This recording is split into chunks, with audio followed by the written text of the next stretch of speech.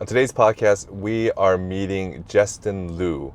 I met him through a previous podcast interviewee, Tiger, and Jeston is a student at UCLA, and he saw the podcast with Tiger and enjoyed it, and we started talking, and we realized that I'm in LA, he's in LA, let's meet up. So here we are, and I'm fighting LA traffic to meet him. What I know about Jeston is he is 19 years old, currently a student at UCLA.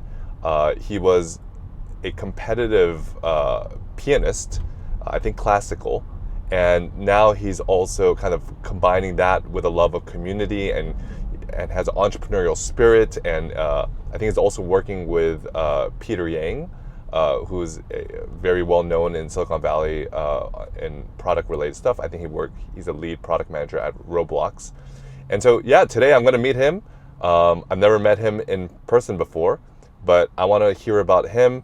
He had a recent tweet that said something about how the idea that everybody just has to go to college is really detrimental to people who's really creative and where college may not be the right choice. So I just have a lot of questions, and I just kind of want to learn from him. So I'm looking forward to this conversation, and yeah, hope you enjoy it as well. See ya.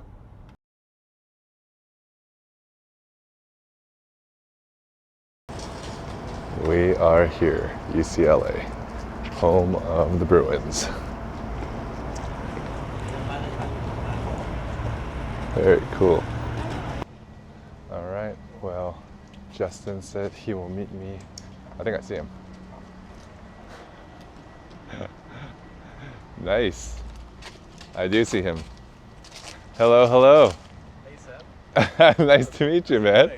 Nice to meet you, man. Nice to meet you, man. Yeah. Great. Good to meet you. I saw you holding the tripod. Oh, I know. I was like, oh man. I saw it must you be a mile me. away. It must be me. On my face. There it is. And then it keeps it in the center, but then I'm gonna offset it like move. There we go. And so now it keeps me on the left, and then it keeps you right there. Wow. So yeah. That is cool. That is cool stuff. All right. It's my first time like seeing this. It's like cool technology. Yes. Yeah. Yes. So how do you like upload everything when you're like done? It's like connected to like a file or? Yeah. So there's a SD card in here, and then I'll upload it because I'm shooting in 4K right now. Yeah. It's I was like, big. that's really high quality. Like I saw in like the YouTube settings. Like, Yeah. You go to like 2000K or something. I don't know. Yeah. I don't. Also like my door's back there. So. Oh, oops. All right, let's go that way. Yeah, let's go this way. Oh, wait, hold on. I'll stay on your left. Oh yeah. Since we offset it. For sure. Well, cool, man. I actually have never been here. Graduate School of Management. Is your classes here? No, this is for the MBA program. Ah, okay. What I come here for is they have a really good water station. So every time I go to class, I stop by here. So I'm actually like pretty familiar with this area as well. Oh, very cool. Yeah. I'm gonna make this go a little bit more right. You said you haven't been on UCLA campus in like 10 years? Yeah, It's been a while, yeah. I mean, I graduated in 2007, so 2007. But, yeah, almost 20 years ago. Yeah, that was when I was 2 years old. yeah. So my friends, I would like visit their campus, but it was a long time ago. It was like in the 2000s. Wow. Yeah. Have things like changed? I mean, you've only visited like once. I mean, yeah. So, yeah, I came a few times, but Okay. like I remember there used to be some tennis tournament because I was into tennis, and I don't know if they still do it. Do you know if they still do it? They bring in a lot of like star athletes here. I think like last year they brought in like Djokovic, like the tennis player. Okay. And then like a lot of people were watching. Got it. I missed it, but I know like they do have like pretty famous athletes that come around here. I remember like like our tennis coach would bring us for tournaments and stuff, and one of them there was practice courts, and so I remember watching a guy named Michael Chang. He's old tennis pro, and he has huge calves. But I think he was like one of the first like kind of Asian Americans who really do well. Ooh. And I was like, oh, that's like the memory I have here. Do you want to take the more people path or like the quieter path? Doesn't matter. We can go this way. We have some nature scenery. Yeah. Yeah. Let me just press this. Oh, cool. Yeah. Oh yeah. So in Korea, you don't press the button to Is it cross like the walk. It's a sensor or? I guess it's just always on. It's just always on. Always on. Yeah. Yeah. Yeah, in America, you have to. Dude, I know the walkability in like so many Asian countries are so insane Yeah. compared to here. Well, dude, it's nice to meet you. Yeah. I was watching a little bit of the podcast that you did with Dan, I think. Oh yeah, the most recent one. Yeah. So how do you know him? How did that happen? I mean, I started like being more active online back in over here. Yeah, back in like April. And Dan was one of the first people I've met through some we were looking up to some mutual friends, and then we just connected from there. That's also how I met like Tiger and everyone else, and you as well. I mean, I discovered like your whole podcast through Tiger. Yeah. So that's pretty awesome. Just seeing how connected the whole internet ecosystem is if you're in the right places. Yeah. Yeah. Yeah, it's kind of wild. I mean, Tiger, I met when he arrived in Korea, and then I met him for a brief moment at this entrepreneurship event, and then after that, I happened to go to a dinner where just bring kind of foreigners together, and he was there, and I was like, oh shoot, it's second time seeing each other. Yeah. Let's hang out, and so we did the interview. That was the third time, but the previous two times, I literally met him for 20 or 30 seconds. Wow.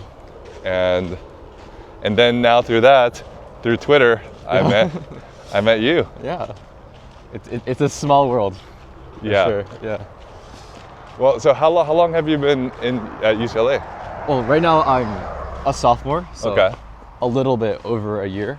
Okay. So yeah, I'm actually studying abroad to China Oh, really? this coming spring. So man, if I visit Seoul or South Korea this coming year, I'll be more than happy to. Yeah, that's cool. Yeah. So, I mean, why did you decide to do the studying abroad? I mean, I've always wanted to go out into the world during college, and I felt like this was the right time for me to do so. Why I chose China specifically was because, I mean, I'm from Hong Kong. All my parents are from Hong Kong, and I've never really explored the mainland side of China, and my Mandarin isn't that good. So it's what if I feel like there was a really big opportunity for me to really connect back to more of that Asian roots I had, and really try something different. And I feel like China was the best location for me to get out of my comfort zone. So that was kind of the reasoning behind that. Did you consider Hong Kong as well? Yeah, I mean, I've been to Hong Kong many times, and it's I'm already kind of familiar with the place. Got it. So why don't I choose somewhere that's more foreign to me? Some place that brings me out of my comfort zone. And I kind of landed on China. So why is that? Yeah, it's interesting because I think most people want to be within their comfort zone. Why are you purposely trying to go out? I think I'm very inspired by my friend. She's a university student in France, and we both went to the same high school. And seeing her travel around everywhere, to this country, to that country, that really, I guess, inspired me to do the same thing myself, and really push the boundaries of just exploring as much as there is to the world. And yeah, sometimes the magical stuff happens when you're really outside of your comfort zone. So it's interesting because from the same thing. So someone could look at her post and just be like, oh, that's nice, Instagram, whatever, posts. But for you, it had a different effect, right? You looked at it and you're like, I feel like it's not simply just going to different countries. I feel like there's something deeper that connected with you. And I guess that's maybe tied to the growth aspect. Yeah. I think I think personally I've always had this fascination of adventure, exploration. I think I really try to live by those values. I think not just on a physical standpoint where I'm trying to go to as many different places as possible, but also in a more comprehensive wise, on a physical level and a mental level. I think I'm always down for adventure to further like take my capabilities of like seeing what's possible out there, you know. So there's always that, you know, like the question of like, what's out there, you know. And then that's been like the guiding question for like many of like the things I do, and now like in study abroad, that's like what I'm trying to answer. Yeah. Okay. Yeah. What, like, when did you, starting when did you experience this? 'Cause I don't think this is like a, Yeah. it's not really a common thing to feel, you know what I mean? Like I said, I feel most people, they want to be in their comfort zone. They like the idea of growth, but they don't like the idea of having to become uncomfortable. Yeah. And explore. But even with exploration, I think a lot of people kind of want to be comfortable in their exploration. Like, why, like, when did that start for you? Is it like from like an early age, or like did something happen where you're like, dude, I want to do this? You know, I grew up in the Bay Area, and I feel like the Bay Area itself is kind of like a bubble. And I would have like, I think it was a gradual thing. I would have like these like spontaneous, I guess, urges to like do crazy things. And you know, one time I remember I went up to like, it was the first time it snowed in the Bay Area for like many years. And I was like, why don't I climb the mountain by myself one day by myself? And it was like so spontaneous, but it's like that thrill of doing a hard thing and at the same time deriving so much enjoyment and excitement from it. I think it's like those small moments that ultimately like kind of became like more of the guiding compass to like how I want to approach life. Is like, what's the best story possible can I tell to like, I don't know, my future grandkids one day, right? And it's like, how do I actually live that right now and actually create those experiences that will later be part of the story and the plot. That's like a really deep thoughts for a 19-year-old. I don't know, that's like how I try to reframe my life right now. It's like just trying to like get my hands like just open to as many like cool things possible and really just like later on like having those stories to tell and to remember. I mean, yeah. I think that's what was like really impressive of what I kind of saw from you. It's just you're having a lot of like these deep thoughts that I don't think I've had until I was like in my 30s, and you're having them as a 19-year-old. I don't know, maybe it's like just through like, I guess the books or podcasts I consume, but I guess yeah, we could dive into like the whole like the high school chapter, but okay. All right, so you want to first like drop off? Yeah. First, all right. Yeah. All right. Let's show me a little bit about like where are we? We are at one of the dorms at UCLA. We're part of Sunset Village. Okay. We usually joke as like we call it the retirement village because like it's really quiet, but I like it. So this is Canyon Point. This is where I live. Okay. For my second year. Very cool. Yeah, and I think this will be cool for like the Korean audience who. Oh yeah, that's for sure. Like, interested. I know like UCLA has like a really big like international presence. Oh yeah. I think Korea is like one of them. Yeah, UCLA is well known in Korea. Yeah. All right.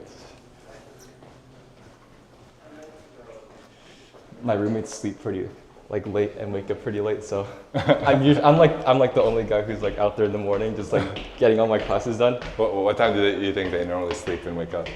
Oh, they sleep at like 2 a.m. Wow. And then like, I don't know how much they sleep so much. Like they sometimes like sleep till noon, and I'm like. Because they're studying so hard. Yeah, probably. Yeah. What do students do until 2 in the morning? I mean, a lot of them usually study. Really? Yeah. Some people are just out and about, and then they come back to the dorms like really late. But that's hardcore. Yeah. All right, I think we have to be quiet here. All right, quiet. Yeah. There are other people in there. Yeah. Oh crap! Sorry. Oh yeah. I just messed it up again. Okay, it's gonna make you left. Go left. This freaking thing. There we go. I think it works. Yeah. All right, let's do it. Nice. That's yeah. Do you want to walk around first and? Yeah, let's do it. Yeah. Or where do you want to have lunch? Yeah, we have a college town called Westwood, which is just like a mile south of here. Let's do that. We can like, there's a lot of good Asian restaurants if you're down for Asian food. Yeah. Well, is that on campus or outside of campus? It's outside of campus. Well, we can stick on campus. It's kind of a Yeah. UCLA vibe. Yeah, because we operate on the meal site system, so I can definitely swipe you in if you want to try some of Let's the do it. try the food here. Let's do it. Yeah. Very cool. Yeah. Yeah, but I think we can first walk around a bit. Yeah, let's do it. Yeah.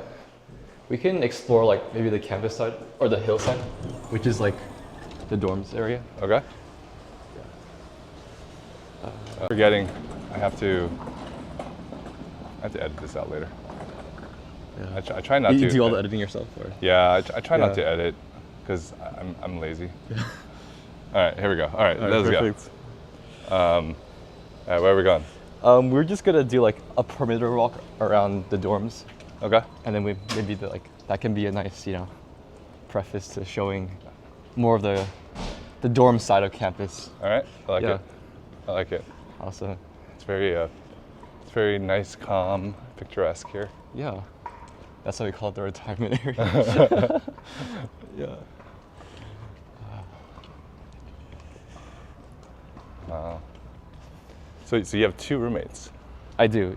They're actually both international students from China. Oh, really? So it's like a good opportunity for me to practice Mandarin. Yeah. Very cool. Yeah. By the way, how long are you going to be in China? From early February to late June. Okay, so 1 semester. Yeah, 1 semester. Got Which it. is funny because UCLA operates on a quarter system. Yeah. So I'll be actually skipping 2 quarters to get 1 semester worth of classes. But I think it checks out. So Yeah. yeah. My older brother went study abroad at he was at UC Riverside, and he went to Italy. Oh, I And- know it. And he was just like, well, number one, I didn't even know he had gone to Italy because that's how much we talk. And then when we got back, he was like Sam, you absolutely need to study abroad. Did you end up studying abroad? Yeah, so I originally wanted to go to Spain because I learned Spanish in high school. Oh, gotcha. So I wanted to like get fluent. Yeah. But then in college, I started getting more interested in my roots and my Korean identity. And so I started thinking Korean, and I decided to go to Korea. Yeah. So I spent, I had heard from other people like studying abroad, it takes you about like 6 months to get used to it. And then right when you get used to it, you have to leave. Yeah. So I'm like, okay, I'll stay there for a year. So I thought it was really true. Like it took me like September, October, November, December, like to get used to the country. And then to be able to stay there for another 6 months, it was really, really cool. Yeah. I feel like studying abroad is so different from like your typical vacation, because when you're traveling, it's just like, okay, you spend there for like a week or maybe like max like a month. But then like study abroad opportunity, it's like now you're really like actually living like a local. And maybe it takes like the first few months to get adjusted to it. So I mean, when I do study abroad, I'll let you know. Well, for studying abroad, there was always like 2 groups. One group was staying in the dorms and they're only hanging out with each other. So they weren't really improving in the language. Gotcha. So I purposely, I'm like, well, that's not my goal. Like my goal is to get better at Korean. So I like purposely sought out opportunities to leave the bubble and like to go further away. So, and that's where actually I learned the most of the language / culture. So now you're like bouncing back and forth between Korea and US, right? Or I mean, it's actually been 2 years since we've been here. well, 2 years. Yeah. We arrived January 2023, and then we just got back, and so Wow. we're saying, I mean, it's we don't really do back and forths. I mean, who knows in the future, but as of right now. Which way are we going? We can go straight up. Straight up? Okay. Yeah. So, I mean, I'd like to kind of hear more about you. So you said you grew up in the Bay Area. I did, yeah. Where in the Bay Area? I grew up in the city of Fremont. Fremont. Which is on the east side of the bay. Yeah, that's where the Tesla factory is. Yeah, exactly. I'm actually like 10, 15 minutes away from it. Oh, really? Yeah, so like, I didn't know like how crazy that was until like maybe like the last year or so. I was like, oh my god, I grew up next to like one of the biggest like car company headquarters. Yeah. in the world. So that's pretty cool. Yeah. And so your family's originally, like, are your parents from Hong Kong or did they live here in the U.S.? Yeah, so my mom was from Hong Kong, My dad was actually from Vietnam, but he spoke Cantonese. They both met each other online, and then my dad moved to Los Angeles. And then initially, and then he met my mom during that time, and then they both moved up to Bay Area. So how old were they? Like, I'll say like upper like 20s, like into the 30s. Oh, okay. So, okay. I mean, they both speak like pretty good English. So, and they're working here and stuff. So yeah, they work in like. Well, my mom's like she's not working. She's like she takes care of me right. and my sister. And for my dad, he works in tech, of course. So in the Bay Area. What does he do? To be honest, like I feel like I just don't know what he's doing. But he's like some sort of systems architect at Apple. Okay. So I mean, we get free perks, for Apple. So that's good. Yeah, that's the good stuff, right? So yeah, I think like a pretty standard like Bay Area family. I think because I feel like most parents in the Bay Area, they do work in tech. So did you kind of like grow up around computers and like I don't know if you program, do you? Dude, it's funny because like I feel like a lot of people who meet me for the first time, it's like, oh, you must be in tech, right? I'm like, no, I'm actually like very much into like the creative and the art fields. Because I grew up playing piano since the age of 5, as most Asian kids do. So Yeah. Most Asian kids are kind of told. It's not like volunteer. It's like you're voluntold. Yeah, to it's like, okay, yeah, you do play the this, piano. right? Yeah. But I was one of those 2 kids who actually enjoyed piano. So did you initiate originally, or was it your parents who did it and then you started liking it? Yeah, so my parents, they initiated that because like I mean when I was 5, you can't really choose what you want to do, but I ended up like really enjoying it. Do you remember like what part of it you really liked? It's funny because I think I kind of enjoyed the practicing part, but Really? also like the composing part especially. Like even right when I started learning piano, I would begin like composing, improvising. So that's not a common way, because my wife is a pianist and she's a piano teacher. That's not the way you're normally taught. What you're normally taught is like just to kind of read off the notes, read off the sheet music and stuff I think like that. where I got the most enjoyment was actually creating the music myself. So you had kind of like this innate like desire to create. Yeah, I think that really manifests like to what I'm kind of working on right now, which is like cool because it's like when we look back on our childhood, it really leaves the clues and the hints as to like maybe what we were supposed to do in the future. Yeah. That really reflects both like our natural gifts and our alignment. Yeah. So it's really cool to see that. But yeah, it's crazy because I think where most people would quit piano, I kind of stuck with it for like a very long time. So And you stuck with it because you enjoyed it.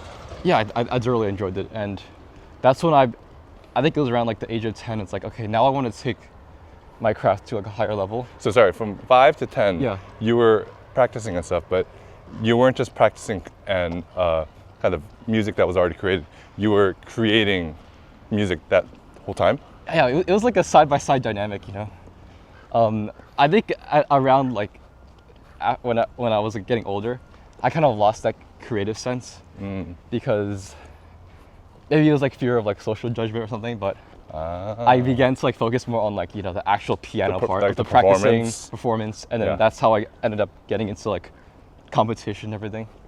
And that was when I became like, okay, I'm actually not that bad at piano. It's like, okay, I can really like kind of double down on it and see where it'll take me. And that kind of spiraled into like the next few years, like going into middle school, high school, where I was really Like, give me an zoning in. idea. Yeah. What does that look like? Like, I don't know, schedule-wise, and just like how intense it is. Yeah. Like, I mean, schedule-wise, it's like you're trying to balance school and practicing. So pretty much like your entire time on a day-to-day basis is dedicated to do either one of those 2 things, right? It's like you go to school in the morning, afternoon, Yep. and when you come back, it's like, okay, now you just practice, right? So I think Like, are we talking about a few minutes? no, like at least like 2-3 hours, At least 2-3 hours. Yeah, every day. And this is just you self-practicing. Yeah. I mean, it's like when I was younger, before I had more of that, willingness to practice that much. Yeah. It was, I mean, my parents and my piano teacher were like kind of nudging me to like, you should work a bit harder, right? But then it got kind of slowly morphed into like, okay, now I need to actually do better. Because you have a specific goal. It's like, was it I based think on that? I was like a really competitive person. Like, I think not just piano wise, but I think everything else. It's like I think back in like elementary school, I'll be like, I need to be the fastest runner in my class, right? So it's like drive that kind of motivated me to practice harder in piano. And when I began kind of like winning awards in competitions, it's like, now I need to keep this up, right? It's like if I don't practice hard enough, and if I don't like win this award, it's like I'm gonna feel guilty that I didn't like really like live up to my full potential. And that's the feeling that you're getting from your parents or others, or that's an internal thing? I think it was both. It's like, obviously I knew my parents wanted me to do well, and my piano teacher. At the same time, I knew within myself, it's like, I need to perform to the best of my ability. And it's like, that dual motivation, when you combine it together, it's like, now you're really like skyrocketing, you know? But yeah, I mean like, middle school, high school, I did so many competitions. So was like your circle of like friends all people who were in that world? Yeah, actually funny enough, because like I think I went to public school all the way up to 7th grade. And then in 8th grade I switched over to a Christian private high school because I heard there were like good music programs there. And yeah, I feel like a lot of the friends I've made, especially throughout high school, a lot of them were musicians. Because we were like performing at the top level, and we kind of bonded over the fact that we had similar lifestyles. We enjoyed the similar things. And you guys like met each other at competitions. And Yeah. So in that sense, it was like kind of a pretty cohesive community, being part of like doing piano and all that. Wow. Yeah. So you did that. Yeah. And like, was there anything else going on in those years, or this like pretty much consumed most of your life there? I would say like I was a very like musically focused like individual back in high school. And it's like at the same time, it's like I kind of began going back to composing.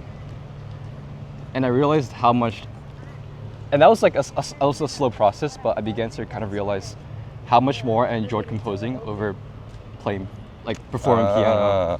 What did you enjoy about performing versus, and then you start comparing and contrasting to composing? I think like performing and like just competing in general, it's like a very like set path. It's like you practice and then you perform. Whereas like composing, it's like a very much more personal thing, right?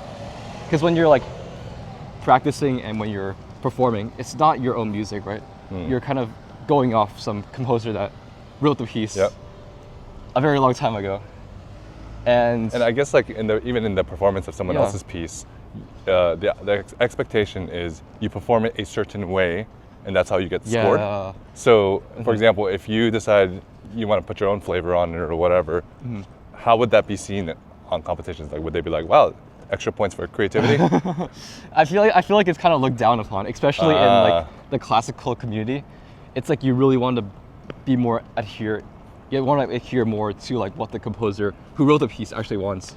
So I feel like in that sense, I kind of felt that limits in like the creativity or the more individual aspect of music, which I got more of that part through composing instead. So like, walk me through like the idea of composing, because I don't really compose my own music. I'm not super musically inclined. So like, help me like understand how does that work? Like, do you just like I don't know, have like a song in your heart that you just have to let out? Like, I have no idea how this thing works.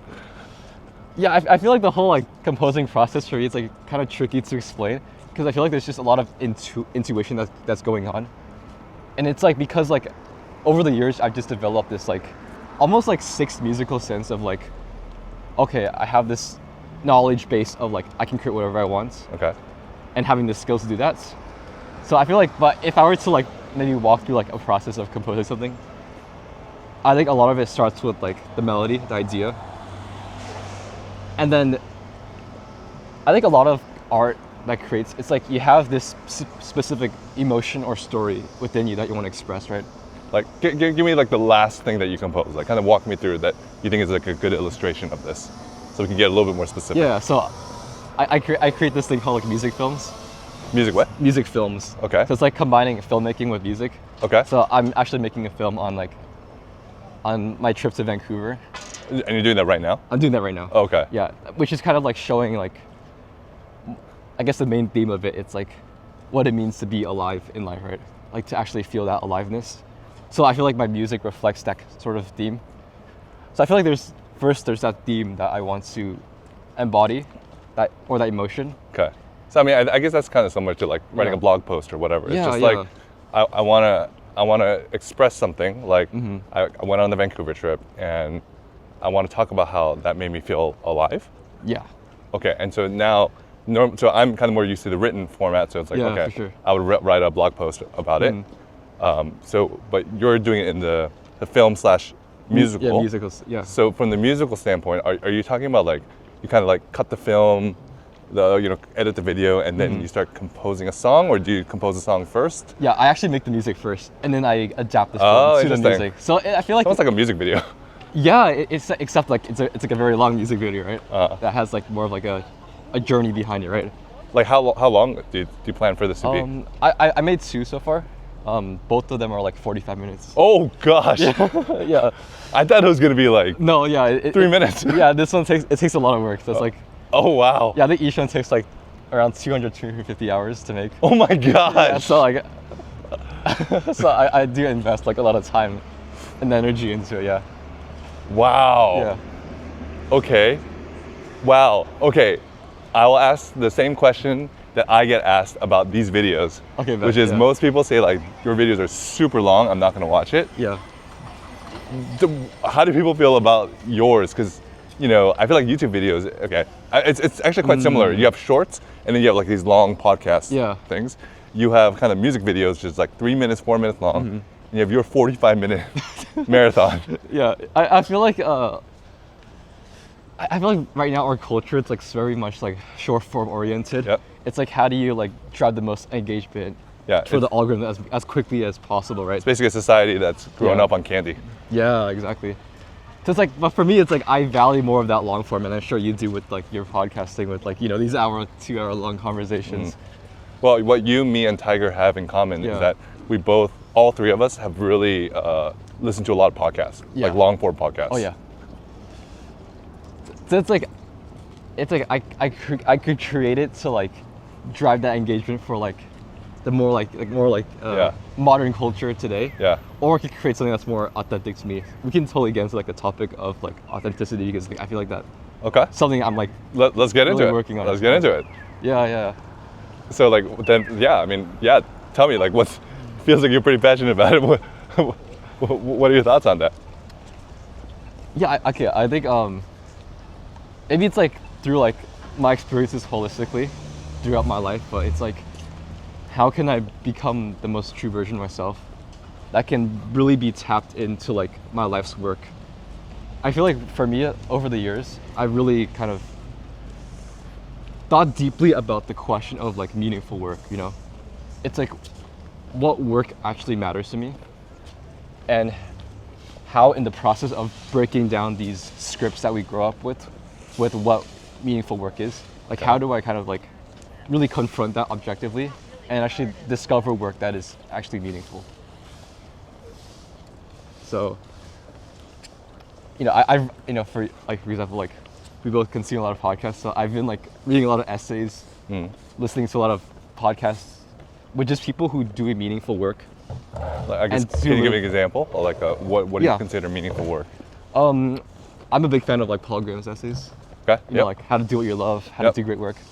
Also read huge fan of Paul Millard's books, Good Work and The Pathless Path.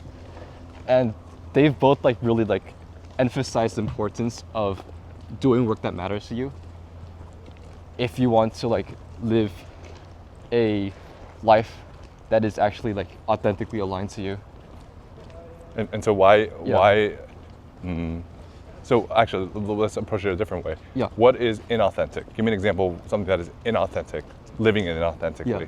I actually put out a tweet today. It's like at least for me, it's like when I'm living in alignment with my authentic self, it's like I feel this expansive energy within me. Okay. That feels like it feels like freeing, liberating, that there's nothing like maybe metaphorically holding me back from creating things I want to create. Whereas if I were to live like inauthentically, which we have all experienced in the past, right? Where we're feeling really constricted in like maybe what we want to do, and we feel this kind of more like a shriveling, withering feeling within ourselves that we're not meant to do this thing. So I've been really trying to like really tune into myself and really honestly like just try to like be more tapped into like my intuition and what's actually telling me to do. Because I feel like my intuition is like our truth-seeking vehicle, and we're trying to, and we're always constantly trying to find which things resonate best with us, right? So that's something I've been working on for the past, at least a year and a half. So. Yeah, I feel like I feel like a lot of people aren't thinking that too much about this topic. For those that are, like maybe college is like a great time where you can explore. But I feel like where the rubber meets the road is when you graduate, and now it's like I can't just be walking around trying to live my authentic self and not have any money in my bank account. Yeah, that's true. And so it seems like that's one of the introductions into living inauthentically. It's like, I don't really enjoy this job. The topic of money is the yeah. big one. Yeah. So, like, how do you think about that? Ooh, I feel like the topic of money is pretty loaded, but I think it's like we always have these questions of like, okay, what would you do if the money problem was taken care of, right? And then most people would have an answer for that, but like on a more like practical. Actually, a lot of people don't have the answer for it. Actually, I talk to more people who are in the working world. Yeah. They are so focused on like the next dollar, the next day, the next year, that when I ask them, what would you do if money were not an issue? A lot of them have never, they haven't thought about it, which is interesting. The older you get. That's interesting, yeah. I feel like maybe it's like my generation, it's like we might have like thought of that. I guess maybe because like college is that time to explore and really probe deeper into those thoughts. But it's like on a practical level, like we do need money, right? Yeah. It's like it's like a paradox because like money is like can be like the most important thing, or it can be like the least important thing, right? It really depends on like your unique life circumstances. But I think for me, it's like, how do I see money? Or what was that question before you? Oh, however you want to answer it, man. Yeah. So I think I see money as like a reflection of like the value it gives the world. Okay. And I was actually like hosting some conversations in my podcast on how people view money. And a lot of them were saying how we've been conditioned to believe that the way we make money should not be correlated with like what brings us the most energy and what makes us the most alive. And they were saying how like if you combine the two together, making money and doing what you feel the most alive doing, that kind of creates that natural alignment into your life. And the reason why many people are living like maybe incongruent to what they want is because what they're making money from and what they actually want to do and what makes them feel alive are two separate worlds. And I've been thinking about that a lot because like I feel like maybe that's true, but at the same time it's like some people like maybe make money doing what they love while others have this job that they do on the side and then they do what they love like outside of it. And I feel like there's like no right or wrong answer, but that's something like I feel like a lot of college students and myself really think about as we kind of like maybe getting ready to quote unquote like enter the real world. It's like do I want to go in on like what I love to do and try to make money from that, or should I maybe like do something like maybe less like enjoyable on the side just to pay the bills, and then on the side really have that artistic creativity and that freedom to really do what I want to do. So I mean, I think it's like the age-old like especially musicians, it's like you're a sellout. Like, oh, you went corporate, or you went main label or whatever, and you got to stay true to the art. And then I think if I had to guess, I think those who quote unquote like sold out, I think some of them maybe originally they just saw it as a means to make money, so they're just like, yeah, whatever, I'm a mercenary. Like I just wanted the money. I think some of them truly felt like an artist, like they really wanted to do that, but maybe like they faced the reality, like they're like, I want to pay rent, but I can't pay rent. I can't do these things. Like my parents are financially struggling, and like I'm just like playing art like and it's like they had to come to terms with those ideals that they had when they were younger. They're like, being true to myself is not leading me to live a life. Like, I can't pay the rent, I can't help my parents, I don't like feeling so disempowered, so I guess now I have to kind of sell out. And some people just completely sell out, or some of them, like you said, they figure out a way to still be like their true authentic self in kind of a smaller capacity. It's a very, it's a tough road to navigate, I feel like, for a lot of people, including myself. It's like there's these like big topics I think about, and this is like one of those things I think about all the time, Yeah. Do you want to grab lunch right now? Sure. Yeah. We can head to a dining hall if you're like, it's like a buffet style. Yeah, let's do it. I love it. UCLA is pretty much top ranked in food, so. Oh, really? I think you're in for a treat. A long time ago when I was going to college, what UCLA was known for was the best looking, I think like one of the best looking girls, I think. Really? Something like that. It may have been San Diego State. I don't remember. It's been a long time. I think the girl racial population is like greater than the like males on campus. Oh, really? I think, but I might be wrong, but I do remember. I think the food was good. Yeah, food is good. Yeah, it's interesting. This topic of like work and so for me, having kind of been in the work world for close to 2 decades. I think I found myself. So I'm very like meaning oriented, but I also like just worked, and like I was in the military, and then after that I worked in tech, and so a lot of time it was just kind of like work, job. Like I kind of enjoy it, but it's a job. But then like a few years ago, I started thinking about like, how does my work tie to having some type of meaningful impact on the world? And so like I started kind of thinking about this concept of like John Doerr, who taught, who advised like Google and stuff. He had this concept of like missionaries versus mercenaries. Have you ever heard of it? No, I haven't.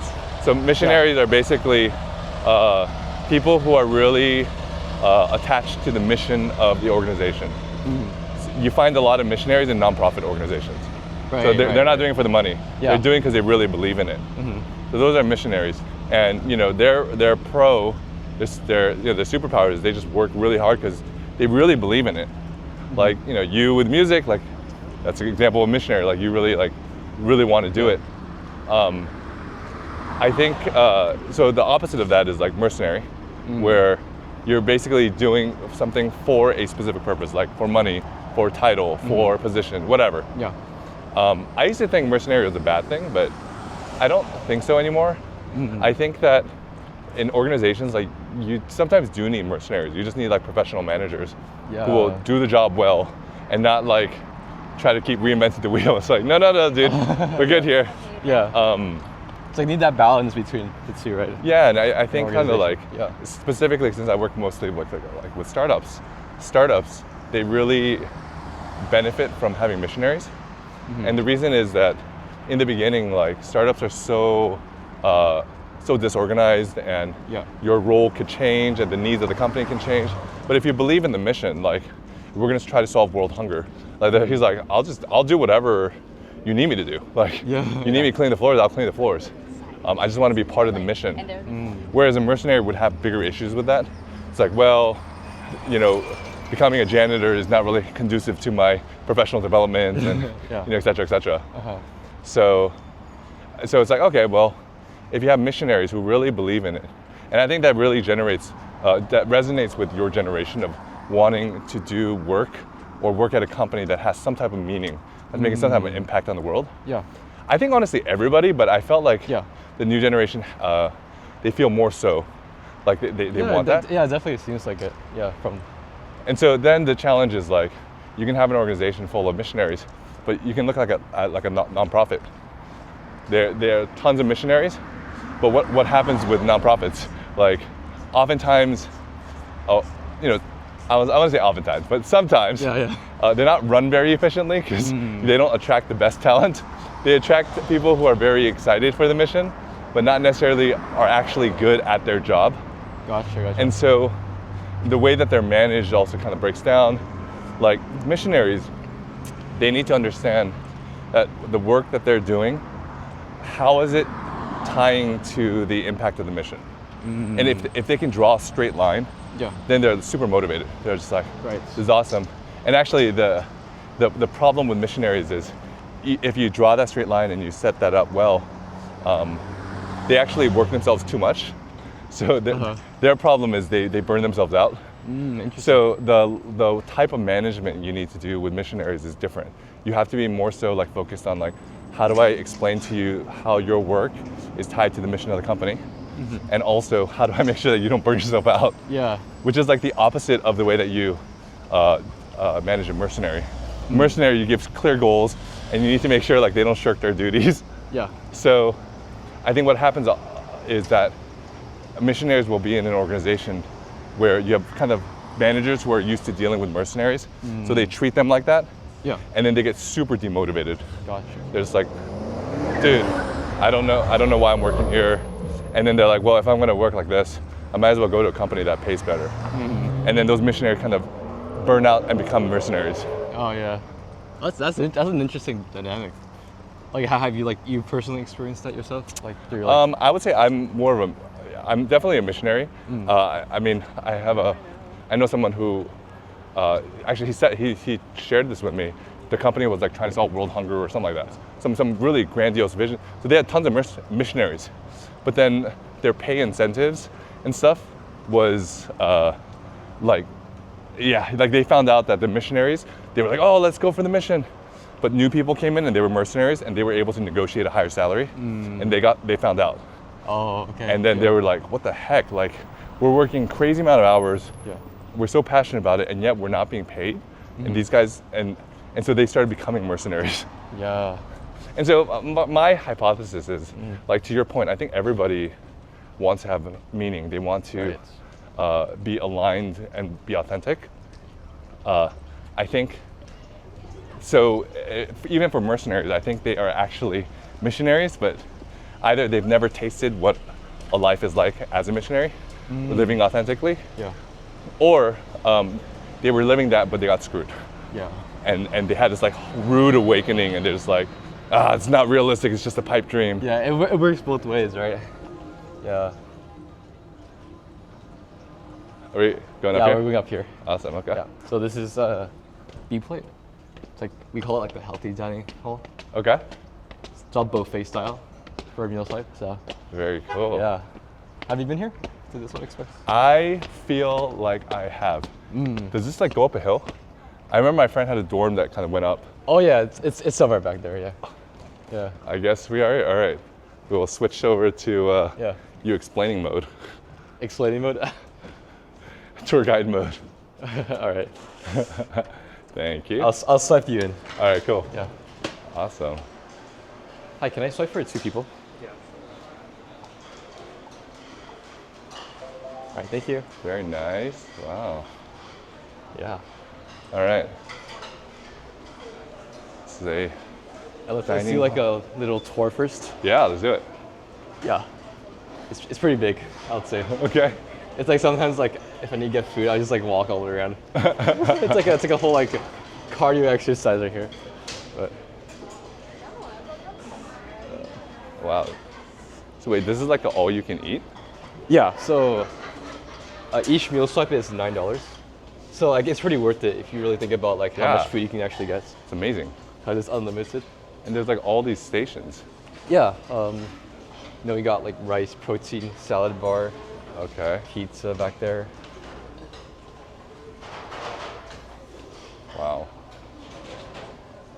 Okay, yeah, this is the healthy section. Yeah. All right. We can find like a quieter spot to like record.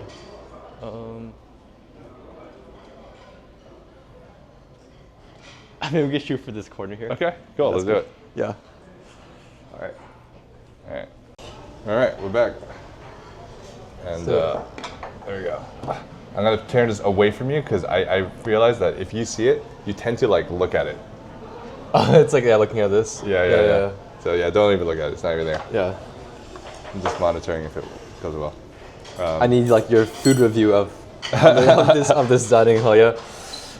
Well, I haven't had. I guess the last dining hall was food was in Korea. Let's see. Oops. Well, I mean, it looks like pretty classic dining hall. Let's say. Yeah. No. Good.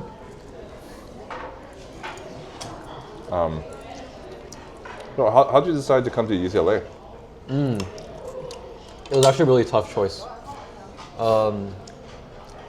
I was going into it like, okay, I want to do music, but at the same time, I didn't want a regular conservatory with just music. So I was like choosing regular universities as to most people. And in the end, I was deciding between 4 different colleges. It was UCLA, USC, Carnegie Mellon, and Northwestern. Oh. Yeah. And it was a very tough choice. I remember like the whole decisions came out, and I spent the entire month just really like wrestling with like, okay, what do I actually want to commit to, right? And then I committed to UCLA at the very last day. So it was a whole like battle between like on actually like deciding one, but I guess like you know, it turned out to be this way, and like, you know, looking back, it's like, okay, we carry on. Yeah. So what went into your decision? How did you decide? I think there's a couple things. I think on a financial standpoint, it's like I'm from California, so because I'm a California resident, by definition that I will have UC tuition as a California resident, which is like almost 2 times cheaper than a regular like out of state or international student. So I think tuition wise, it was like $40K, and in most schools in the US, if you go to like a private or out of state school, it's like $90K, almost $100K nowadays. For a year? 1 year? Yeah. It's wild nowadays. And you know, I was like, the thought process, like, if I'm gonna receive like a similar education being at UCLA compared to other ones, like, what's the point of spending like almost double the amount of money and putting that financial pressure for my parents? It's like, it just doesn't make sense, you know? Like, did you have scholarships? So did that kind of like on the other schools? Like, I had a scholarship for Northwestern, which was like a pretty substantial amount. But even then, it's like, also for USC, but it's like, even then, it's almost like a whole like 20, 30K more each year. I'm like, even with that, it's like, it just, like the decision to go for like a private school wasn't really justified, you know? So yeah, I think tuition in America, it's just wild. I didn't know it was that high. That's crazy. Yeah, I think each year it's just, the markup is just crazy. Are most of your friends, like, any of your friends that went to private school, like, is it just, like, they got crazy scholarships, or they think that by paying that premium, though, it's worth it for them later? Like, I think maybe for like Ivy Leagues, it's like maybe there is maybe that premium, but like that difference, maybe it's like it's not worth that cost. But I know like a lot of families in the Bay Area, they come from like pretty affluent backgrounds. It's like they can't afford to send their kids to like, you know, Northwestern or Stanford, and be able to like pay that you know, that market price. But yeah, it's pretty wild nowadays, the whole like college landscape. oh my god. Yeah. So, actually, I don't even know. Are you studying like music here? It's actually interesting. I have a really interesting take on education. It's like, right now, like classes wise, and like what I want to study, I try to minimize that as much as possible, and really maximize the amount of time spent outside of the classroom, integrating into the real world and learning as much as from that as possible. Because I feel like personally, that's where I found I've learned best and where I've grown the most. And it's like after high school, I was like, dude, I can't like go through another lecture wondering the question of the whole education thing. It's like, I just don't learn that well from it, you know? Tell me more about this, because Yeah. I'm personally pretty interested. Like, I feel like me too. Like, I wasn't like a great student. I was an okay student. Yeah. Above average, but I wasn't like a fantastic student. And I remember always like struggling with like, I don't know, topics I didn't care about. Like, whether it's math or algebra or, not algebra, but maybe like calculus or something. I'm just like, Yeah. I don't know why I'm learning this stuff. But then when I got my MBA and we were learning math as related to accounting or whatever, I was more like, oh, okay. I see the utility of this. I guess I'm more kind of utilities driven, but I felt like the traditional schools, like standardized tests, like I wasn't very good at it. Yeah. No, same here. Yeah, and Yeah. so like my son too, I kind of see inklings of that. Like, doesn't really enjoy like standard kind of school, but he does have like an entrepreneurial spirit, like wanting to make money, and I sense that in myself too. So it's interesting. Like I'm curious about your take on this with what like education and how you view it. I read like quite a number of like books and essays on this topic. Oh, perfect. Yeah. I want to learn. I want So- to learn from you. Yeah.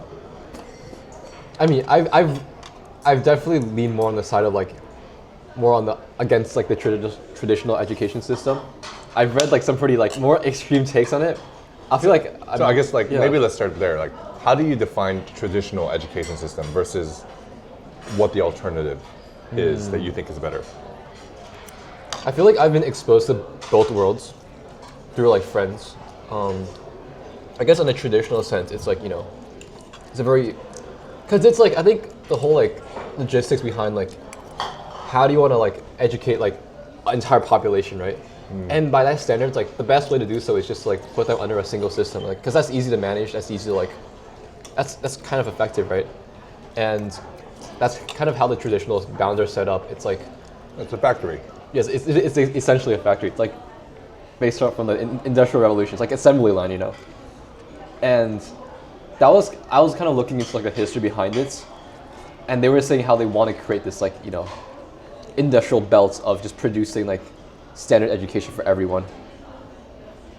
And I feel like some of those quotes I've read is like, it was kind of concerning, where it's like it kind of takes away like your individual agency into learning, and it just felt very very conforming when I was kind of reading on like how the whole American system was created, because it was essentially designed to create as many workers as possible for the assembly line. And I think Okay, so just Yeah. the goal at that point was there were factories. They needed a lot of people educated to a certain amount to Yeah. operate in those factories. So their goal was to maximize the output of number of workers to work in their factory. Okay, got it. So I think right now, like with the standardization we see like across the system, it's like this structure kind of very much exists. I mean, we've tried our best to kind of adapt to like the modern world, but if our existing systems are dated back before, then we can try to change as much we can within the system. But like, I guess what parts do you think Yeah. the traditional system is not doing well? Like, why do you feel like it needs to be changed? Or do you feel it needs to be changed? I think it kind of lacks, because I think we rely too much on our institutions to perform a certain function. Like for example, like the education system, we rely too much on it for learning, when more learning is done with agency, and it feels like the system's kind of taking away that agency for us to really. What do you mean by agency? I think to me it's like agency to, because I think learning innately is a very like curiosity driven thing, and when you kind of impose, you know, structures onto it that are not structures set by yourself, it's kind of hard to really tap into that curiosity. So in a sense that learning is like a very individualistic thing, and the way we each learn and what we like to learn, like what topics we want to go into, it's a very like personal thing. But I do agree, it's like we do need that system in the first place to really have that at least fundamental basis for it. But to have that be the end all be all for education, I feel like that is where the flaw is. Yeah. Yeah, I feel like we see extreme versions of this in the Asian countries, where they're really big on standardized tests. Yeah.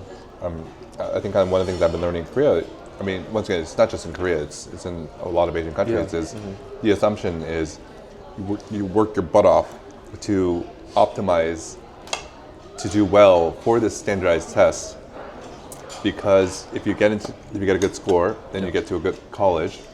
You get to a good college, then you get to a good company, and you live a happy life.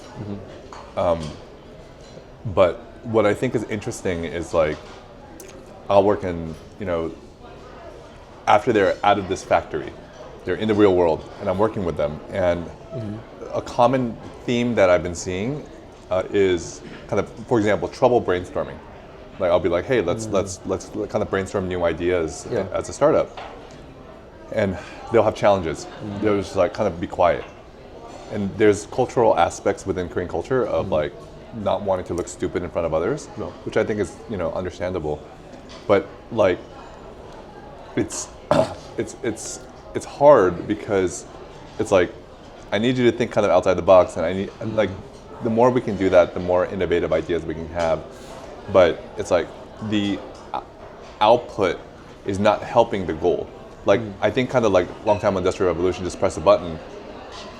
They're great for that. Yeah. But that is no longer the goal because the world has changed, and the world needs more. Now, like those button pushers, it's called technology. It's called robots.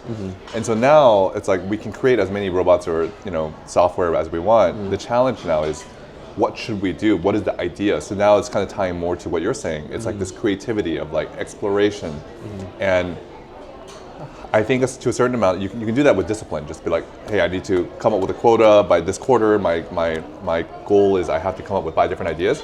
But there's also that uses your reserve of discipline.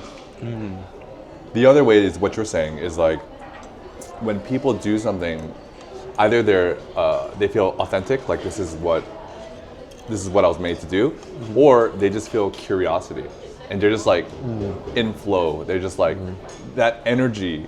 They're like using barely any energy. They're actually gaining energy. Versus the opposite, which is discipline. And so if you look at this at a long-term scale, the people who are able to use this, it's like I don't know. Let's say it's like coal versus like nuclear fission. I don't know. Maybe. But I think that's like a really interesting point where the world has changed. What we need from the new knowledge workers, creativity and stuff, we're still using the old system though. We're still using the old system. And so like, I've been thinking a lot about that because like, I think about like, let's say my son, let's say that he is more curiosity driven. He's very curious and he learns a lot, but then he has to kind of be restricted to learn a certain way, learn certain math problems or whatever. Like, I mean, I don't have an answer. It's just things that I've been thinking about. I imagine like, I've been reading like some people like who are starting families and they're raising sons and daughters, and then they're also wrestling with ideas like, now that like the whole education landscape is kind of changing, it's like how do I want to best position my children to like have the best education possible in this changing world, because clearly the old way isn't really adapting to like what the world is right now. So it's a big question, Well, as parents to really tackle that, And if you decide you don't want to go with the traditional system because you think fundamentally it's flawed, then you have to pioneer your new way. And then the question is, if you do that, what if it fails? Then you just screw the lives of your children. So I guess it depends on how your level of conviction that. So like, what is your conviction of what do you feel is like a better way of doing education? I think for me it comes down to one word, which is apprenticeship. Because I think the reason why I was able to like, be at such a high level in my like pianistic crafts was because I had a really, really good teacher that I worked one-on-one with and I learned so much from.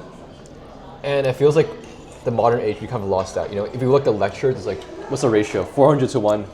Like, there's no individual. It's very efficient. Yeah, it's very efficient. Yeah, of course. But then again, you can also do a Zoom class of 1 to 1,000,000. Yeah, exactly. There's no difference. No difference, and it's through apprenticeship where if you find the right person or mentor that you look up to, now you're able to like really like learn at such a high quality, because like if you look up to that person and you want to learn from them and you want to be like them, it's like direct imitation. You can just kind of copy their ways and you can kind of like get in like a real live experience on how they operate, what they think. And I feel like apprenticeship, in my opinion, is like the best, most efficient way to learn. So let's just have an example. Let's say you have a 7th grader. Yeah. You can reimagine education. And then I guess the end goal, I feel like up until now, the end goal of education has been to get to a good college. But let's say, because we're reinventing it, like, I don't know, I think the end goal is to like make them successful in life. So, you know, I think it's a combination of what you said, living authentically, doing something they really enjoy. Yes. But also balancing the reality that they have to make a living. So like finding something that can maybe overlap. So I think that would be the ideal. Yeah. But anyway, I think that would, and who knows, maybe they don't even need to go to college. Like, so going back to, let's say you're 7th grade, how would you kind of design it? I think I read an essay on like how a lot of like the greats, like, you know, Ben Franklin, for example, Da Vinci, right? When they were young, how they were able to cultivate that curiosity was by like working with someone higher up and learning directly from their craft. So if I were like, you know, if I had like a 7th grade son, you know, it's like, how do I want to create the best education possible? It's like, okay, what are the things that you're interested in, and how can I get you into like the rooms where people are doing those things that you're interested in, to just get a taste at like what that craft is directly on a one-to-one like basis. Interesting. And we can kind of go from there, right? And I was actually reading a book recently called Recession-Proof Graduate, and he was saying how the way, because like I feel like nowadays it's like the way we apply to jobs, everyone follows the same path. Like, okay, you create a resume, you get internships, and that's how you land a job, right? But you're competing against like thousands of colleges across the country that the peers are kind of undifferentiated from you. Like, what do you have to show for? And what he's kind of arguing here is like, you want to find what you're interested in, find people that are working on what you're interested in, and then do free work for them in the beginning as a way to just soak in as much learning as possible, to kind of be a fast track for you to get to that position at a quicker time and a more efficient, more effective way, because now you're essentially like, you're kind of differentiating yourself from the pack. You're working with the people in the room. And that's kind of how I'm kind of approaching it, or how I would approach it if I were to go back in like high school years. Yeah. Well, one could argue that because you went the traditional route, you got to UCLA. If you did that route, you couldn't come here. That's true, yeah. But how would you feel about that? Wait, could you like rephrase that again? Yeah. So, I'm kind of going with your thing, like apprenticeship. So, you know, let's say you went that path. I don't think that path would have gotten you to UCLA. Isn't that a bad thing? I think like because I was like, you know, doing a lot of piano stuff and like, you know, academically like going after it. Yeah, that's what I think got me into like these top colleges. But I think if I were to do it like more on like the more like untraditional way of like, you know, doing free work and working for people that I look up to, is like, I probably wouldn't have gotten into these colleges. But I think I probably would have been happier for just maybe a more regular college, knowing that like I'm doing something that I believe is the better way for me to like level up in my craft, or maybe later on in my career. But yeah, I don't regret it though, for sure. I think. Well, I think what you're proposing is interesting because, but then it emphasizes you needing to know what work you want to do in the future, like much earlier. Yeah. Because most people start exploring that in college. Like, I don't know what I should do. Yeah. But for your system to work, you have to explore that much earlier. Like elementary school or whatever, like you almost need like intentional, give them exposure to different types of things. And it's almost like a guidance counselor, but they work with you way earlier. Yeah. I'm like, hey, what do you like to do? I want to be a YouTuber. It's like, oh, okay. LA has a lot of YouTubers. Like, let's have you do free work for them. I don't know. So that is, I think, I don't know if that would be necessarily a con. I think that'd be an interesting pro. Yeah. Because I meet people who like are in their 40s and they kind of went on the assembly line. They're looking back and they're like, I don't like my job. But at this point, they already have a family. They can't just leave their job. Yeah. The switching cost is too high. So they're kind of like, they you know, they don't. I don't know if they regret it, but they kind of wish that they would have had an opportunity to explore what they really like, plus make money Yeah. much earlier, I guess. Yeah. Yeah, I feel like maybe the way like system's set up, it's like we don't get enough opportunities to really explore. I think it was like Paul Graham who was saying like how like when it comes to discovering work that you love, you're on your own. Because I feel like society's not set up in a way where we're able to really explore to the fullest extent. And I think, which is why I think apprenticeship is so powerful, is because like you can really directly see whether or not you actually enjoy the work or not, right? Because you're like really in that environment where you're working with someone who's actually doing that craft. Kind of makes sense. Like, if I think about Industrial Revolution, like, Yeah. you didn't have like a ton of free time. Like, it was kind of more, I would assume, like more survival mode. It was a very packed schedule. Yeah, so if you're in survival mode, you don't have a lot of Yeah. space in your mind to think about, well, what would I like to do with my authentic life? Like, Yeah. you're just trying to struggle to the next day. But as society has kind of grown, and now, you know, we almost have like a base, you know, we have like, if you're on the poverty line, you can get welfare. So society has created a safety net somewhat. Yeah. Not perfect, but just it has a safety net. So that's developed. So the theory is, and there's like unemployment and stuff like that. So there's like, you theoretically, as a society, should have much more free time than the Industrial Revolution. And if that's the case, and that's what you want, you kind of want to constantly level up. And I guess ultimate is you want to push society towards making a living, obviously, but then start like self-actualization, right? Like you do work that you really love and authentic to. But you're right, like even the society has shifted more to this less survival mode, more like self-actualization.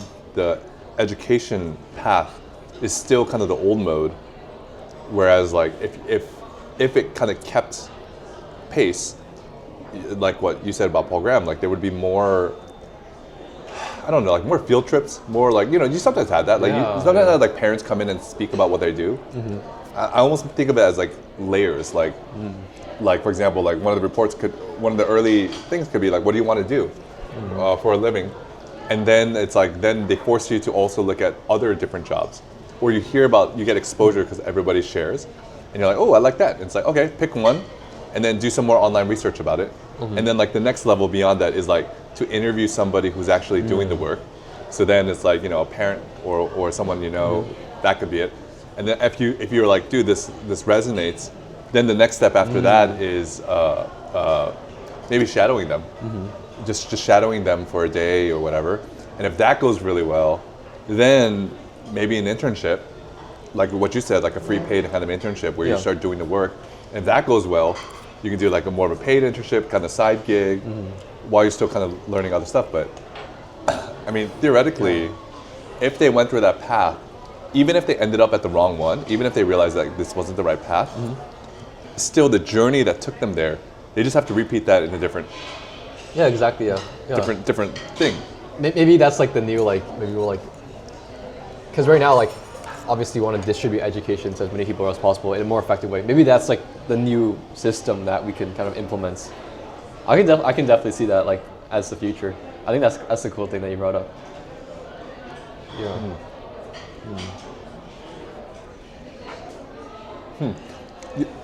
Tied to this, I saw one of your tweets, and I wanted to ask you about it. You were talking about how like the traditional school system and how it impacts like people who are creative. I felt like I wanted to kind of unpack that. Yeah. I think this is like coming from like a very personal level. I think at my very core, I am someone who loves creating things, creating arts. And for me, that just happens to be music. And the thing with like creativity is that it requires a lot of unstructured environments for you to really experiment to the fullest of your capabilities. And I feel like having that social pressure or that social construct to like, oh, you must do this at this, like, you know, that in this college, right? It's like, it feels very constricting when it comes to like really creating to the fullest extent from what I've experienced. because I feel like, at least personally for me, like my arts, I want it to be like inspiration that'll be taken from all around the world, instead of being confined to a singular location where I have to stay there and take classes. That kind of like really stunt that inspiration that I get from being out there in the world. Is an example of that, like, I don't know, a class assignment that says you have to submit a certain project within these constraints? I mean, I think on a micro standpoint, yeah, maybe something like that. But I think on a macro standpoint, it's like you're quite literally like being physically confined to a single location. And for me, I want to create art that reflects from the experience that go around the world. And to not have that and to be stuck in one place, it's like, it's just very, very constricting to me, at least. What do you think would be a better alternative? I know one thing I've seen recently in like the whole like landscape today in terms of like funding like funding like creative projects. I've seen a lot of like grants and just external like scholarships pop out in the whole creative ecosystem that are funding like artists and creatives to like go out there, not confined to like a singular college campus, to just go and create. Like, I mean, there's the whole like tech version of Thiel Fellowship and all that, right? And I've seen like other small funds that are kind of popping up into existence. Thiel Fellowship, because the people listening may not understand. Yeah. I think it's basically Peter Thiel, Yeah. billionaire. He said he doesn't believe in or I think he wants to provide an alternative to the traditional education system. So I think you can apply for the scholarship, and basically he will pay you to not go to college. Yeah. I think. Is it $100K, yeah. He'll pay you $100,000, and with that money, the expectation is that you build a company, you build a product, something, right? Yeah, there's like big companies that came out of it, like Ethereum, I forgot a few others, but like very big companies. And it's like, how can we apply that same way into the creative fields, right? Because I feel like nowadays it's like spending $400K on like a degree is like, what if That's you? insane. Yeah, it's like, what if you like spend even just like $50K on like building something that you really want to see in the world? Like even just spending $50K compared to the $400K, it's like I feel like the ripple effect is like much greater if you spend that that money elsewhere, and invest it elsewhere. I just feel like it's not a really good investment, personally speaking. That is crazy to kind of hear that number of $400,000. Yeah. For a college level education, and I think what people are disillusioned about is they finished a 4-year education, they come out, and they're not getting a job that's making $100,000. Well, unless you're like a very like the select few majors like in STEM. Sure. If you're doing like humanities, like okay, yeah, good luck, man. Yeah, like my wife had friends from Berkeley College of Music. Like, good luck paying your tuition of playing gigs at the local club or whatever. And it's just like, you're right, that's crazy. That I think maybe for certain jobs, the ROI is there. Like software engineering. Yeah. Like it kind of makes sense. But I would argue even software engineering, we haven't even talked about the impact of AI. Oh yeah, it's a change. It's changing for computer science majors. Like I think back then, at least like a decade before, like computer science was like that is the major you want to make a lot of money. Nowadays it's like I hear people like who go to like Stanford, Northwestern, like Ivy Leagues, they can't even find a job in computer science. It's crazy. I'm like, bro, it's like, is computer science actually like, is the world changing? It's like, the guarantee isn't there anymore, I talked to a startup founder, and he said a lot, like AI can do a bunch of like kind of the basic coding. So what they're ending up doing is not hiring junior people, they're hiring more senior people. Because the senior people almost supervise the AI systems. Yeah. But they don't have a need for the junior level systems. But the problem is, I just spent $400,000 on a Stanford computer science education. I can't get a job. Yeah. But, and I think this is where what we're talking about, this breakdown of the system.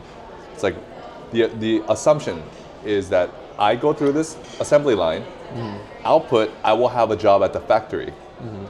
But you come out of the assembly line and the factories have changed. There's no guarantee, man. Yeah, and they don't. They're like, oh, actually, we replaced you with a robot. Yeah. And you're like, I just went through this assembly line though. What am I supposed to do? Yeah. So what do those people do? I mean, it's like, well, I know a lot of people start AI startups. So they do their own company. Yeah, I mean, at least for Stanford, from what I've seen, like a lot. I think I was looking at like the percentage, like Y Combinator, one of the big venture capital firms. I was looking at a pie chart at the types of companies people were starting, and like I think it's like 67% were starting AI startups. Because I think because like AI is such a big thing now. It's like now, maybe I can't get a job working for a tech company. Now, what if I start an AI startup, because that's a hot thing nowadays, right? Yeah. I mean, I think it's kind of like, it's like, I don't know. Let's say there was a major where you got really good at calculating numbers, and then you're like, oh, there's this thing called a spreadsheet that's coming out, and how disruptive would that be for that major? Yeah. It's just, but what they often do is like they often find like, okay, I may not be able to calculate numbers anymore, but I can do something that's similar to that or adjacent to that. Like actually on the way here, I made like a short video about AI. So I've been coding with AI this past week, and it's a different way of programming, because you don't have to write all the code yourself, right? Like a lot of this, it kind of creates code. Do you for use like Claude AI? I use Cursor. Cursor. Okay, yeah, that's also good. Yeah, I use Cursor, and so, but it's just like, I think similar to you, I'm a very experiential learner, because like I understood theory, but I felt like my knowledge was only an inch deep. So like I had to use it myself, and so as I'm using it myself, I'm like, oh, like I feel like I get a better, like I get more of a front row seat of what the future is going to look like, and I'm like, oh man, like those computer science majors really should be using these tools, because it's like you don't get any extra brownie points for coding something when an AI could do it just as fast. Yeah, or faster, right? Yeah, exactly, faster. And so it's like, but you're like, but I hand coded this. Nobody's really gonna care.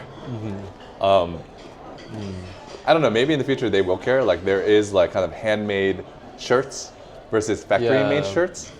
But in a lot of scenarios, I kind of don't care. I go to Uniqlo, I get the cheap shirt. But sometimes you do want to stand out. So you do want custom tailored clothes, custom made clothes.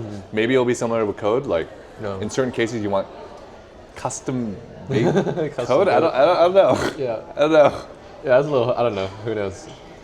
Yeah, but it's like, I see like videos on like 10-year-olds are like using Claude AI to code like as a tool. I'm like, wow. Was it a girl? Yeah, it was a girl. Yeah, it's an 8-year-old girl, and her father works at Cloudflare. Yeah. And he's because I listened to the podcast actually like 2 days ago, and because I was like, and my daughter's 8, so I'm like, wait a minute, can I do this? And so I coded a game with her. But I think it's just like we talk about like the future, like we kind of think from first principles of like, what is the purpose of education? I think a big part of it, I don't think it's all of it, but a big part of education is to prepare you for the next stage. After you're educated, you have to go work and make a living. So a big part of it is that.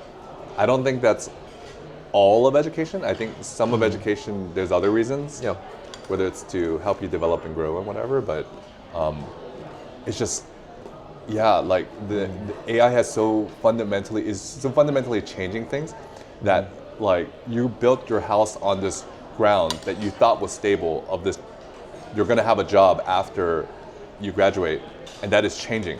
And a lot of people don't realize that.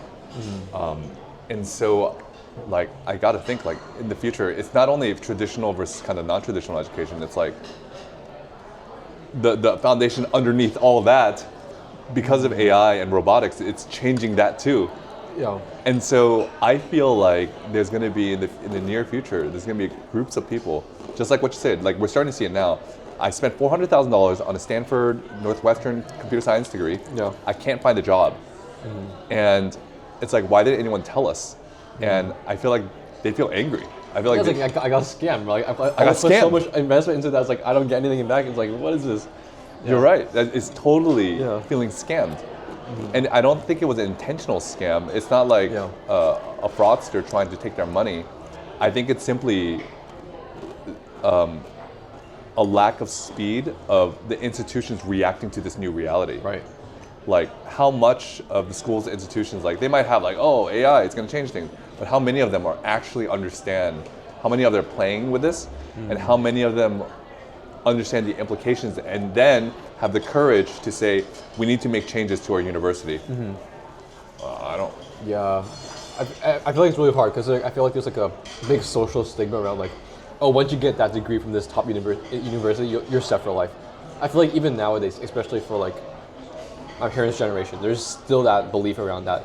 If you get into that top college and you get that degree, it's like, oh, you're set. There's still that belief, even though like I feel like it's slowly starting to break apart. At least for like our generation, it's like we kind of see through it. Yeah. Yeah. All right. Want to take a dessert pause? Yeah. I usually count this as my dessert. Oh, that is your dessert. Okay. Yeah. I'll explore. Okay. So we did end up getting dessert, but unfortunately, the audio did not work. So I have 30 minutes of us talking and no audio. So I contacted him and then kind of recreated what we had talked about. So I asked him about Musinary and where he got that term from, because he's starting this this company, this movement. It comes from music and this idea of visionary. So he thought about it back in high school. I think he said around 10th grade, and he liked this idea of kind of going, having this big vision, and he was really drawn to this idea of when am I the most happiest. And he was most happy when he was collaborating, creating new music with other people, physically, when he was there physically. So he had this idea of like wanting to do this on a bigger scale. But he also said, I'm not sure how to do it though. I'm not sure how to do it. And he said something like really interesting. I like to quote, which he took from somewhere else, but I'm going to credit it to him. He said the next 2 years are going to look kind of crazy, not great. But the 10-year plan is going to look fantastic. So he's clear on the 10-year vision of what he wants to create through Musinary, but the next 2 years is just a lot of him finding things out. And I think that's like a beautiful thing. And I love the fact that a lot of the people that I get to talk to on this podcast are people before, they make it big. And later on, even if they don't make it big, I think the purpose is everybody has such like an amazing, beautiful, personal story. And I just want this to be a platform where they can share those ideas. Let's see. I'm going to look through our text messages. What else did we talk about? Yes. Another thing that he mentioned was he felt like he was being a bridge between music and business. So there's not too many pianists who are thinking about business and how to do startups and whatnot. And he also doesn't feel 100% comfortable in the world of business, because he's also has this musical, creative side of him. So he feels like he's in the bridge. And I told him that's awesome, because when we are trying to compete as a musician or just as a business guy, you better be top tier, because there's a lot of competitors. But when you start combining different aspects, like a pianist who also thinks in terms of business, that's a beautiful thing. And, we think back in the days of the Renaissance, and those people, they often had a patron, someone who would pay for artists to just do whatever. And we talked about the Thiel Fellowship. Peter Thiel, he's a billionaire who worked at PayPal and invested a lot of money. He's a billionaire. But he basically said, I think there's a lot of talented people, kids, who shouldn't go to college. They shouldn't go the traditional route. Rather, they should create businesses. So he pays them $100,000 to not go to school and to start their business. And a lot of amazing things have happened a lot of amazing things have come out of that. One is Vital, who is the creator of Ethereum. So yeah, that's like an example. But it's this idea that not everybody's meant to go through this traditional track. Sometimes you can create. And in this sense, Peter Thiel provides the funding, but I think kind of like one thing that I told him that I feel really strongly about is in the future, I would love for education to not only cover AI fluency, just like you learn Spanish, you learn AI fluency, but I think it would be great to also learn entrepreneurship, because whatever you do, he is basically doing that. He's a pianist who loves to create music, but he's also learning about business and how to create, how to monetize and make money. And I think the beautiful thing about that is what that will allow him to do is either be his own patron, so he figures out how to do what he wants to do, what he feels is most aligned with him, his truest sense of self, and make money. Or if not, he knows how to do a side gig that makes money, and maybe he makes so much money that he can be a patron to others, or he can give them an opportunity to make money. And ultimately, what this means is that big picture, whereas before in a survival scarcity mindset, people would not be able to pursue the arts and those kinds of things. With this, they can. They can get money, they can make a living, and they can pursue the arts. And I think, especially, we haven't even talked about AI. With AI transforming so many things, I think there's even more opportunity for a flourishing of the arts and humanities and stuff. So I think that was really exciting. And it's such a good place to be when you're bridging different worlds. I think that's like really amazing. Right. My final question to him. That's right. It was, what is something that he can teach us, him being the younger generation, being 19 years old, teaching the older generation, the 40, the 50-year-olds. And he said, I really like what he said. He said, long time ago, he said, in the age of his parents, it was a scarcity mindset. They were trying to survive, and you had to be realistic. You can't just pursue the arts and pursue your dreams. You have to have a living. You have to make a living. But now the world has changed into more of a world of abundance, and his generation is looking more for meaning. What meaning do we have, and how can we do something that has meaning, that's more authentic? And I think that's a beautiful thing, because that means that society, we keep developing. We went from scarcity to now we have more, and now we can pursue these other things to find ourselves aligned with our true self. So he's like, one thing that he was a good Asian kid, kind of did what his parents told him, and then he got to college and he started thinking about, what do I want? What is best aligned with me? And he found that it's this idea of Musinary, and he's going all over the world and connecting people with music. And he shared this with his parents, and his parents said, they want to be supportive, but they also are worried for him. And I totally get it. And what I told him was, I think that what I hope is that our parents, or our generation, the older generation, can come alongside them and be supporters, not break them down, but sharpen them. Be supporters and say, that's an amazing idea. I want to help you, and I have some ideas myself of how it can be even more amazing. But also, there is a realistic component where you have to make money. So let me help you kind of brainstorm ways of that, and how do you make that happen. And ultimately, the older generation can come alongside and dream and propel them forward to be pioneers and to keep pushing humanity into self-actualization, to really pursue what they were meant to do on this earth. So it was a wonderful time. I asked him how he thought the experience was, and he really enjoyed walking around and just kind of keeping casual and chatting. So I'm so thankful. It was a wonderful talk. I immediately want to share it with my family to talk about what does the future of education mean, and not theoretically, but for our children right now as we homeschool our children. So anyway, thanks so much for tuning in. I hope you enjoyed it. Leave any comments. I'd love to hear from you. All right. See ya.